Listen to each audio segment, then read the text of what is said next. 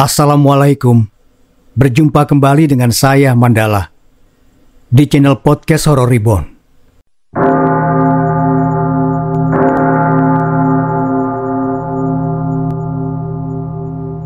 Barcelona versus Estudiantes.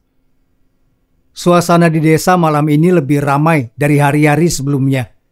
Pemuda dan bapak-bapak berkumpul di beberapa tempat untuk menonton final pertandingan kejuaraan sepak bola dunia bersama-sama. Kerumunan paling banyak berada di balai desa. Lalu ada dua kubu lagi yang berkumpul di pos ronda. Tidak cukup kalau semuanya di balai desa. Jika hanya ingin menonton final Piala Dunia, sebenarnya hampir semua penduduk desa bisa menyaksikannya di televisi rumah masing-masing. Tapi jika begitu tidak akan ada serunya. Karena yang membuat menonton bola jadi menyenangkan adalah kebersamaan dan sorak-sorai orang ramai.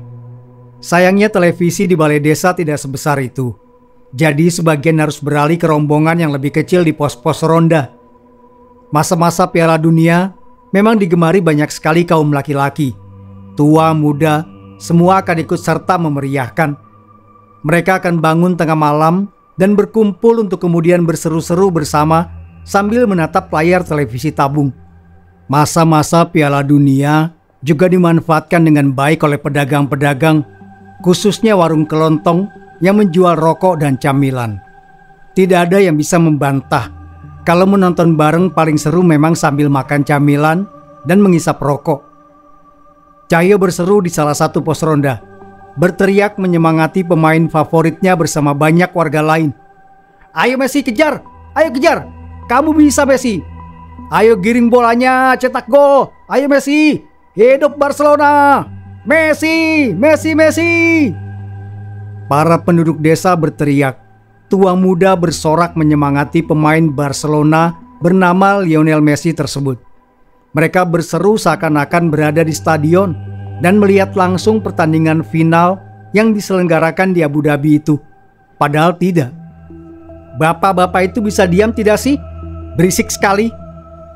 Pekikan seorang wanita terdengar dari rumah yang berjarak beberapa belas meter dari pos ronda, membuat para lelaki di sana saling tatap sejenak sebelum sama-sama terpingkal.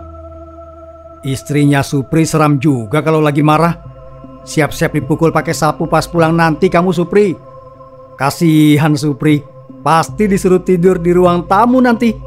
Jangan lupa pakai selimut Pri.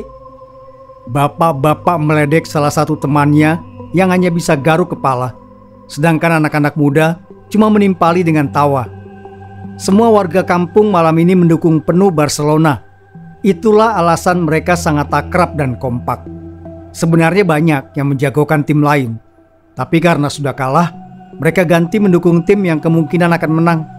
Ibarat kalau ada yang tanya, "Dukung tim mana?" Mereka serempak akan bilang, "Dukung tim yang menang." Pertandingan berlangsung setengah jalan. Ayah Cahyo yang duduk di barisan depan berseru memanggil anaknya. Cahyo langsung datang untuk meraih selembar uang 100.000 dan kontak motor yang diberikan ayahnya. "Nah, beli rokok 1 bungkus sama beli keripik singkong dan kacang atom 20.000 di warung Mas Danur. Kamu terserah beli apa untuk kawan-kawanmu. Pakai saja semua uang sisanya. Ini, pakai motor bapak." Ucap ayah Cahyo menyuruh anaknya untuk pergi beli rokok dan camilan. Cahyo menurut, meski berat hati meninggalkan pos ronda yang sedang seru-serunya.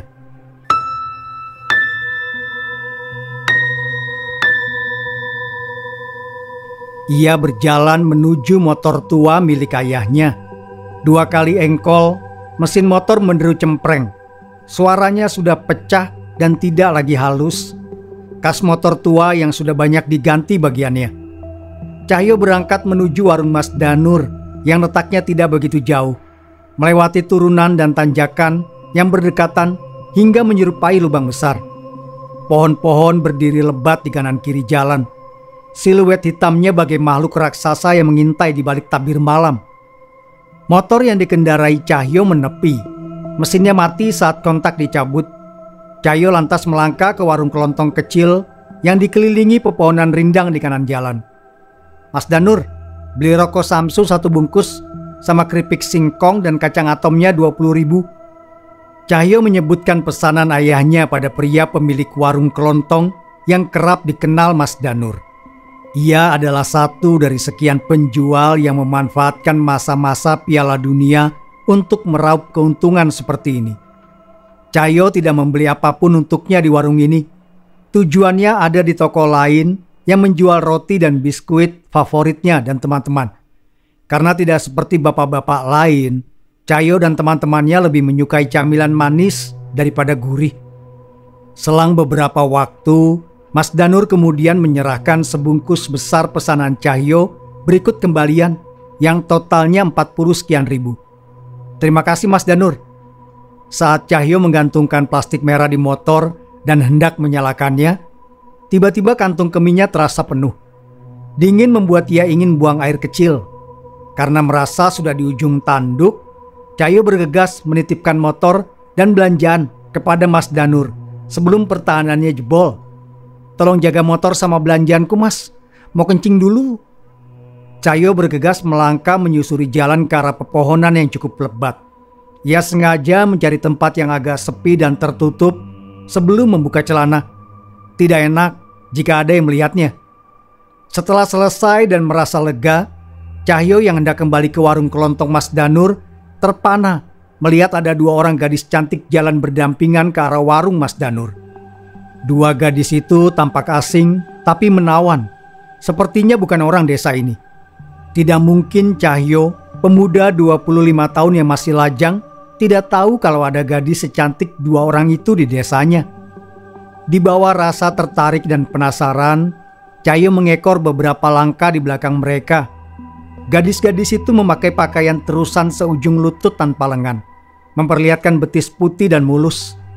Melihat keduanya tertawa cekikikan kecil, Cahyo melangkah lebih cepat untuk menyapa. Ia tidak sadar kalau warung kelontong Mas Danur dan motornya tidak ada di sana. Hanya ada rimbun pepohonan yang menjulang tinggi di kanan kiri. Hai cantik, mau kemana malam-malam begini di tengah hutan? Tidak takut ditangkap hantu memangnya? Cahyo menyapa sambil berjalan di samping mereka. Gayanya khas playboy kampungan. Ia cukup yakin dengan wajahnya yang kata orang tampan. Bukannya menjawab, dua gadis itu malah saling lirik, kemudian tertawa kecil. Salah satu gadis itu yang paling dekat dengan Cahyo lalu mengedipkan sebelah mata singkat padanya. Tingkah laku mereka yang manis membuat Cahyo semakin tertarik. Mau pulang Mas? Bukan mau kemana-mana. Habis dari pasar tadi. Iya kan Dik? Iya Mas. Kami cuma mau pulang saja kok. Sebenarnya sih kami takut hantu Mas. Tapi tidak jadi takut sekarang. Soalnya sudah ada yang menemani. Iya kan Kak? Dua gadis itu bicara sambil memanggil satu sama lain. Lalu tertawa kecil seperti sebelumnya. Dari caranya bicara, mereka berarti kakak adik. Cahyo merasa senang godaan darinya ditimpali. Berarti ia bisa bicara dengan dua gadis cantik ini lebih lama. Pesona kedua gadis manis itu membuat Cahyo tidak memerhatikan perkataan mereka yang aneh. Mana ada pasar malam-malam begini. Aku Cahyo, salam kenal. Boleh dong Mas temani sampai rumah. Sayang kalau tidak ada yang jaga. Yang cantik biasanya banyak yang incar soalnya. Cahyo mengulurkan tangan kanan sambil menggoda mereka lagi. Gayanya sudah seperti playboy kelas kakap. Dua gadis itu saling lirik lagi, tertawa cekikikan lagi. Kali ini tawa keduanya agak lama, sampai membuat Cahyo menatap mereka lamat, sedikit merasa janggal. Tapi saat dua gadis itu melempar senyum manis menggoda, perasaan tidak beres di benaknya hilang seketika. Salam kenal Mas Cahyo, aku Shanti, ini adikku Sinta. Kami saudara kembar. Gadis yang mengaku bernama Shanti mengulurkan tangan untuk menjabat tangan Cahyo. Diikuti Sinta yang juga ikut menjabat tangannya dari belakang punggung kakaknya. Salam kenal Mas Cahyo. Terima kasih ya sudah berbaik hati mau mengantar kami pulang. Darah Cahyo berdesir saat tangan kasarnya menyentuh jemari lembut gadis kembar itu. Ia baru memerhatikan kalau keduanya punya bentuk wajah yang sangat mirip. Hampir tidak ada perbedaan sama sekali. Mereka bertiga jalan cukup lama sambil berbincang-bincang. Shanti dan Sinta Seringkali tertawa kecil sampai cekikikan setiap kali Cahyo berusaha menggodanya. Cahyo sendiri sudah lupa soal pertandingan bola kelas dunia yang sedang berlangsung. Barcelona, klub sepak bola jagoannya, tidak ada apa-apanya. Jauh kalah menarik dibanding Shanti dan Sinta di sampingnya. Kalian bukan orang sini ya? Kok Mas belum pernah lihat? Tidak mungkin Mas tidak tahu kalau ada 2 bidadari secantik kalian yang tinggal di kampung ini. Tanya Cahyo sambil curi-curi pandang. Iya Mas Cahyo, kami bukan orang kampung ini. Kebetulan saja tadi dari arah sana, jadi lewat kampung Mas Cahyo. Rumah kami sedikit jauh di seberang perbatasan kampung ini Mas. Mau kan mengantar kami sampai rumah? Ada hadiahnya kok. Shanti jamin Mas Cahyo tidak akan menyesal. Benar kan Kak? Betul sekali. Ayo Mas Cahyo, antar kami pulang. Mendengar ucapan gadis kembar itu, Cahyo mengangguk setuju. Kapan lagi bisa mengantar 2 gadis cantik bidadari sampai rumahnya? Apalagi Sinta bilang akan diberi hadiah. Mana ada laki-laki waras yang akan menolaknya? Suasana malam makin mencekam. Angin dingin menusuk kulit Cahyo, meski ia memakai jaket walaupun tidak tebal, membuatnya sedikit menggigil. Cahyo melirik sekilas Shanti dan Sinta yang berjalan anggun di sampingnya. Padahal pakaian mereka bisa dibilang minim dan terbuka, tipis pula. Bagaimana 2 gadis itu bisa bertahan tanpa kedinginan sama sekali? Shanti sama Sinta memangnya tidak merasa dingin pakai baju seperti itu? Mas saja yang pakai jaket kedinginan, apalagi kalian yang bajunya tidak menutup lengan begitu. Kali ini Cahyo serius bertanya. Ia tidak sedang menggoda si gadis kembar. Keduanya saling tatap. Lagi, lalu tertawa kecil yang perlahan menjadi cekikikan seperti sebelumnya. Tawa mereka berlangsung cukup lama. Hal itu membuat perasaan Cahyo sedikit banyak terganggu. Pasti dingin dong Mas Cahyo. Makanya Sinta ingin cepat sampai rumah, mau cari kehangatan. Mas Cahyo ikutan kalau perlu, biar tidak kedinginan. Iya Mas Cahyo, kami juga kedinginan, sama seperti Mas Cahyo. Ayo Mas, antar kami pulang supaya tidak dingin lagi. Sahut Shanti dan Sinta bergantian seperti biasa. Keduanya mengerlingkan mata dengan cara yang menggoda pada Cahyo sebelum kembali melangkah. Entah karena suasana sekitar yang dingin atau karena hal lain, saat mereka berdua mengerlingkan mata padanya tadi, Cahyo sekilas melihat kalau mata milik Shanti dan Sinta tidak seperti sebelumnya. Cahyo memutuskan mengintip dari samping untuk memastikan. Dengan samar ia melihat pupil mata gadis kembar yang sedang tersenyum itu berbentuk garis pipih seperti huruf I. Retina mereka juga kuning menyala, tidak normal berwarna coklat gelap seperti sebelumnya. Sontak hal tersebut membuat Cahyo bergidik ngeri. Langkahnya terhenti tanpa ia sadari, diikuti keringat dingin yang mengalir dari pelipis ke pipinya. Mas Cahyo kenapa berhenti? Katanya mau mengantar kami pulang. Kami takut kalau hanya berdua, tidak ada laki-lakinya. Shanti ikut berhenti. Ia bertanya dengan suara yang manis. Ya Mas, ayo antar kami sampai rumah. Nanti kami kasih hadiah kalau sudah sampai. Kami takut kalau tidak diantar sama Mas Cahyo. Sinta menimpali sambil mengedipkan mata yang tampak normal. Cahyo masih bergeming sambil mengucek kedua matanya. Ia yakin sekali tadi kalau mata gadis kembar di depannya berubah menyerupai mata kucing berwarna kuning terang. Apa ia salah lihat? Mas Cahyo kenapa lihat kami seperti lihat hantu begitu? Apa ada yang aneh dengan wajah kami? Iya nih, jangan lihat kami begitu dong Mas Cahyo. Kami kan bukan hantu. Mana ada hantu secantik kami. Kalau ada semua orang pasti mau dikejar hantu. Atau malah hantunya yang dikejar laki-laki. Setelah berkata demikian, keduanya tertawa, mengeluarkan suara cekikikan seperti tadi lagi. Suara yang membuat jantung Cahyo hampir lompat keluar. Ia mendadak teringat soal Piala Dunia serta tugas yang diberikan ayahnya untuk beli rokok dan camilan. Maaf, Mas malah melamun. Aduh, bagaimana ya? Sepertinya Mas harus pulang. Mas lupa kalau tadi sedang dimintai tolong untuk belikan rokok buat bapak-bapak yang sedang menonton Piala Dunia di gardu. Maaf ya, Mas pamit dulu. Ucap Cahyo menyadari ada yang tidak beres. Ia berusaha kabur sebelum terjadi yang tidak-tidak. Ih, Mas Cahyo, jangan pulang dulu. Antar kami sampai rumah dulu. Rumah kami sudah dekat kok. Mas yakin mau meninggalkan gadis cantik seperti kami sendirian di hutan? Iya Mas Cahyo, rumah kami sudah dekat kok. Itu kelihatan rumahnya. Kalau tidak diantar sampai rumah, Mas Cahyo rugi loh. Tidak dapat hadiah dari gadis cantik seperti kami. Mau ya Mas? Harus mau ya pokoknya. Shanti memohon dengan suara memelas agar mereka diantar sampai rumah, membuat Cahyo menelan ludah karena bimbang. Shinta menimpali sambil menunjuk ke depan, ikut memohon agar diantar. Ada sebuah gubuk kecil yang terbuat dari papan di sana, tertutup oleh semak tinggi di samping jalan setapak. Sebenarnya Cahyo ingin secepatnya pergi. Ia tidak ingat sejak kapan sudah berjalan di tengah hutan begini. Sepertinya Cahyo terlalu fokus memandangi dua gadis cantik dan misterius di sampingnya sampai tidak sadar.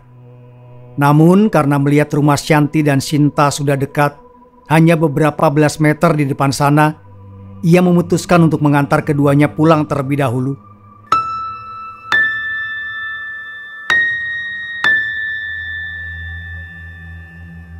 Oh, bolehlah kalau sudah dekat. Tadi Mas pikir masih jauh. Ayo, lanjut jalan. Ketiganya mulai melangkah lagi. Kali ini Cahyo banyak diam dan tidak berusaha menggoda mereka berdua seperti sebelumnya. Malah Shanti dan Shinta yang terus menanyakan berbagai hal pada Cahyo. Ini seperti gantian mereka yang berusaha menggodanya. Mas benaran yakin tidak mau mampir ke rumah kami dulu? Mas menyesal kalau melewatkan hadiahnya loh. Tanya Shinta kali ini karena kakaknya melangkah lebih dulu ke pintu gubuk. Padahal biasanya ia hanya menimpali perkataan Shanti. Cahyo tidak segera menjawab. Ia bingung karena gubuk yang dituju dua gadis itu sangat kecil. Ukurannya bahkan tidak sampai 4 kali 4 meter. Tidak mungkin mereka tinggal di sini. Tidak, terima kasih. Mas pulang saja. Takut dicari ayahnya Mas. Cahyo menjawab gugup. Ia yakin ada yang tidak beres dengan kedua gadis ini. Mas Cahyo, Mas yakin tidak mau mampir? Shanti memanggil Cahyo dari dalam gubuk dengan suara lirih yang entah mengapa terdengar begitu jelas di udara. Saat menoleh ke arah pintu gubuk yang terbuka, mata Cahyo membulat. Shanti berdiri di ambang pintu sambil tersenyum menggoda. Jemarinya melepas pakaian yang langsung luruh ke lantai satu persatu. Seperti terhipnotis, Cahyo melangkah ke arah gubuk. Tidak peduli meski kini tampak jelas bahwa mata Shanti dan Shinta yang berada di sampingnya berwarna kuning menyala dengan pupil berbentuk garis tipis. Buas, seperti hendak menerkam. Senyuman dua gadis itu bertaring. Mereka bukan manusia.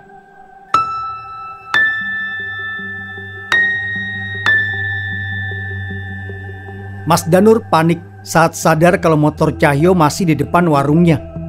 Ia tadi asik menonton Piala Dunia di televisi kecil sambil menunggu pembeli.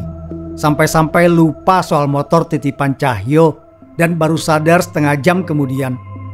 Mas Danur bergegas keliling di sekitar warungnya mencari keberadaan Cahyo yang bilang ingin kencing.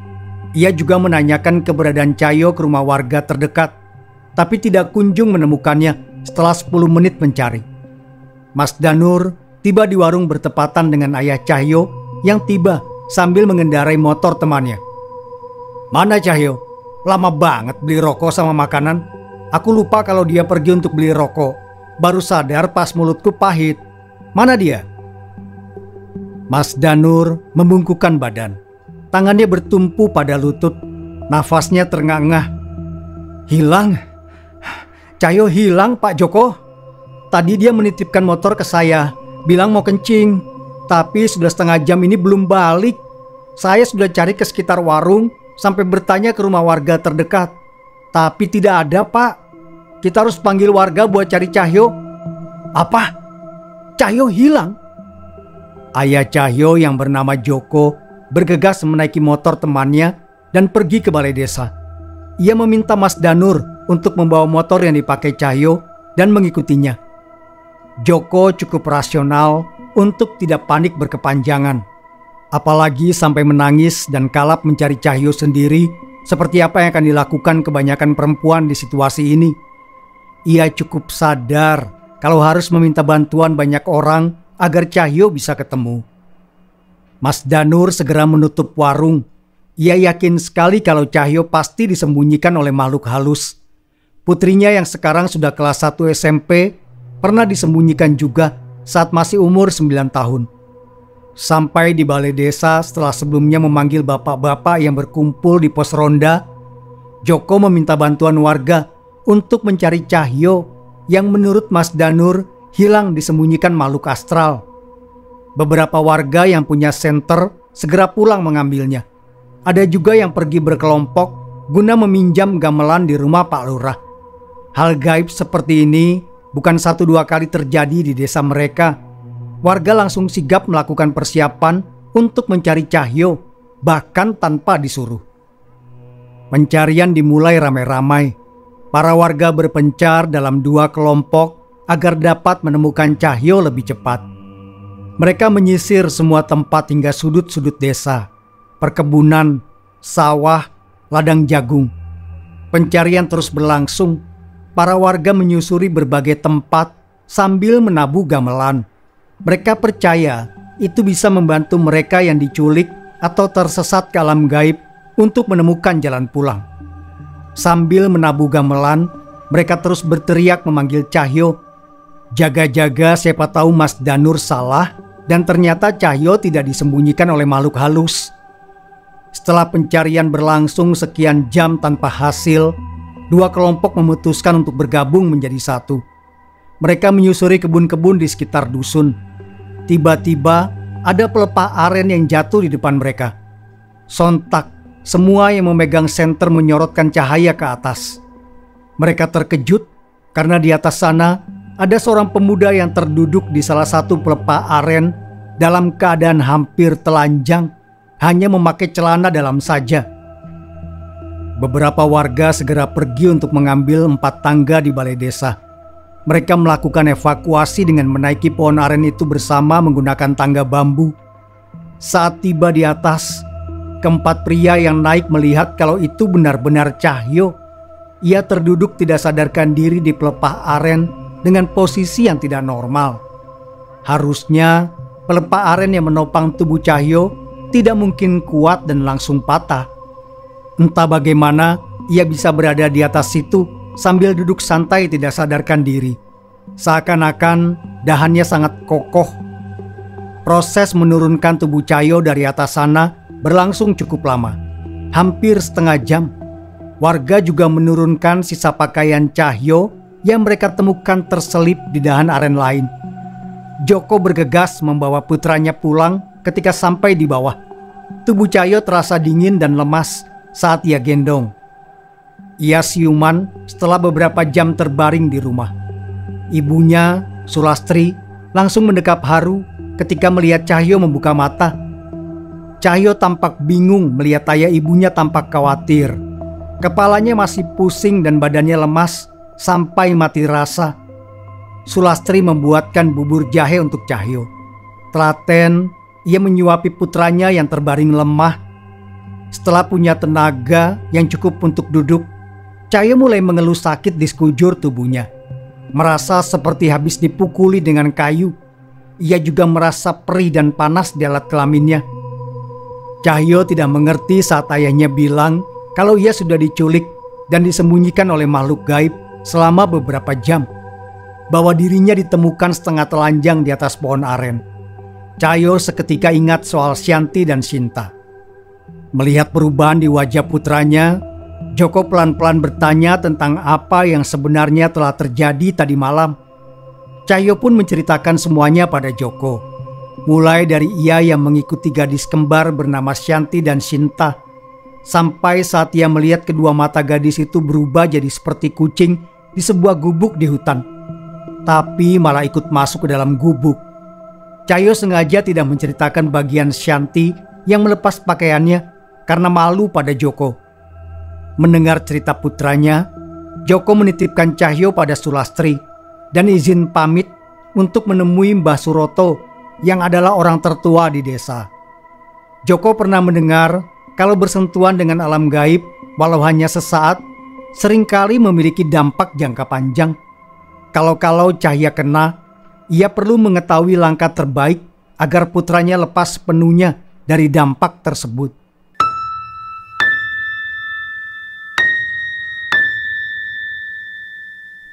Sampai di rumah Mbah Suroto, Joko langsung menceritakan apa yang dialami Cahyo putranya. Mbah Suroto mengangguk-angguk dengan wajah muram, lalu bilang kalau Cahyo harus secepat mungkin dinikahkan atau ia akan celaka dalam beberapa minggu. Tadi malam, Cahyo dikerjai perempuan dari bangsa jin. Diajak bersetubuh oleh mereka. Shanti dan Sinta yang diceritakan Cahyo sebenarnya bernama Putari Maisah dan Putari Maswah. Kedua jin itu memang suka mengerjai bujangan yang menurut mereka tampan, lalu mengajak korban untuk bersebadan. Sudah sejak lama mereka begitu. Bahkan teman Mbah dulu waktu masih bujang pernah dikerjai oleh mereka berdua dan malah mau dengan sukarela sampai ketagihan. Teman Mbah itu akhirnya berakhir hilang dibawa mereka berdua ke alam gaib. Entah bagaimana nasibnya. Apakah benar dijadikan pasangan atau malah dijadikan budak? Mbah Suroto menegak air putih dalam gelas sebelum melanjutkan. Sekali seorang bujangan bersetubuh dengan Putari Maisa dan Putari Maswah, dia akan terus diincar sampai bujangan itu menikah. Bahkan kalau dua jin itu sangat suka dengan korbannya, bujangan itu bisa sampai dibawa ke alam jin seutuhnya untuk dijadikan pasangan seperti teman Mbah itu. Kalau kamu tidak mau Cahyo hilang tiba-tiba suatu hari nanti, lebih baik cepat carikan Cahyo istri. Nikahkan dia. Mbah yakin banyak toh yang mau dengan Cahyo. Apalagi dia kan ganteng. Cuma belum mapan saja. Dengan begitu Joko pulang sambil berterima kasih banyak pada Mbah Suroto. Ia memberitahukan hal tersebut pada Sulastri dan anaknya. Cahyo yang selama ini tidak mau menikah karena merasa masih belum mapan, akhirnya tidak punya pilihan. Ia juga ogah kalau harus bersetubuh dengan Shanti dan Sinta yang bukan manusia. Joko kemudian mendatangi keluarga salah satu kembang desa yang dikabarkan punya rasa pada Cahyo. Lalu membicarakan perihal keadaan putranya yang harus segera menikah karena diincar makhluk halus. Awalnya keluarga si gadis keberatan setelah mendengar apa yang terjadi pada Cahyo. Takut kalau itu akan berdampak pada putrinya juga. Tapi karena putri mereka menerima dan tidak mempermasalahkan hal tersebut, ayah dan ibunya tidak bisa melarang. Joko dan Sulastri juga berjanji akan membantu ekonomi keluarga Cahyo setelah menikah, karena memang putra mereka belum mapan dan pernikahan ini dilakukan terburu-buru. Cahyo akhirnya menikah bersama kembang desa bernama Sekar. Akad nikah mereka dilaksanakan tanpa acara, tepat setelah lamaran 3 hari kemudian. Dalam 3 hari itu, Cahyo tidak pernah dibiarkan jalan sendiri. Selalu ditemani ayahnya kemana-mana. Bahkan saat tidur malam di kamar. Joko tidak ingin Cahyo diculik oleh Putari Maisa dan Putari Maswah sebelum pelaksanaan akad dan sah menikah dengan Sekar. Keluarga kecilnya berjalan lancar kemudian. Kemanapun Cahyo pergi, ia selalu bersama Sekar, istrinya.